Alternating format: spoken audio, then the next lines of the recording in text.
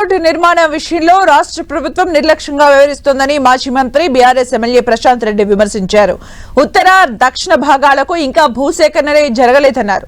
దీనిపై స్పందించిన మంత్రి Komatireddy Venkatreddy outer ring road ను అమ్ముకున్న వాళ్లకు రీజనల్ రింగ్ రోడ్ గురించి మాట్లాడే అర్హత లేదన్నారు. అయితే తాను అన్న మాటలకు కట్టుబడి ఉన్నానని ప్రశాంత్ రెడ్డి సవాల్ చేశారు.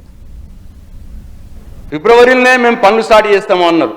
ట్రిబుల్ ఆర్ ఇప్పటిదాకా ఒక్క ఎకరం ల్యాండ్ ఎక్వేషన్ చేయలేదు, ₹1 రైతుకి ఇవ్వలేదు. మళ్ళీ ఈ బడ్జెట్లో కూడా 3000 కోట్లు అవసరం ఉంటే 1525 కోట్లే పెట్టినారు.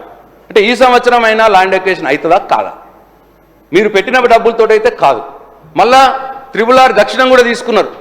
సపోజ్ వాళ్ళు మళ్ళీ దాని మీద కూడా వాళ్ళు శాంక్షన్ చేస్తే దానికో 3000 కోట్లు కావాలి. దానికైతే 0 అంటే ట్రిబుల్ ఆర్ దక్షిణ భాగం కేంద్రం శాంక్షన్ చేసినా మీరు ల్యాండ్ ఎక్వేషన్ చేయడానికి డబ్బులు పెట్టలేదు బడ్జెట్లో. ఇది సమాధానం చెప్పాలని చెప్పి కోరుతా ఉన్నాం. బడ్జెట్లో దీనికోసం 1500 మా గౌరవ డిప్యూటీ సీఎం గారు ట్రిబుల్ ఆర్ సంబంధించి 1500 కోట్లు కేటాయించుకున్నాం. 2000 కోట్ల ఆర్టీసీ లోన్ రెడీగా ఉంది. అక్కడ ఎప్పుడైతే అప్రూవల్ వచ్చినాయో ఇమీడియట్గా పే చేసి పనులు ప్రారంభిస్తాం. ఇక రెండవ విషయం కదా ప్రశాంత్ రెడ్డి గారికి సంబంధించి ఓఆర్ఆర్ నిర్మించింది కాంగ్రెస్ ప్రభుత్వం, అమ్ముకున్నది మీ ప్రభుత్వ హయాంలో ఎలక్షన్ ముందు అమ్ముకున్నది.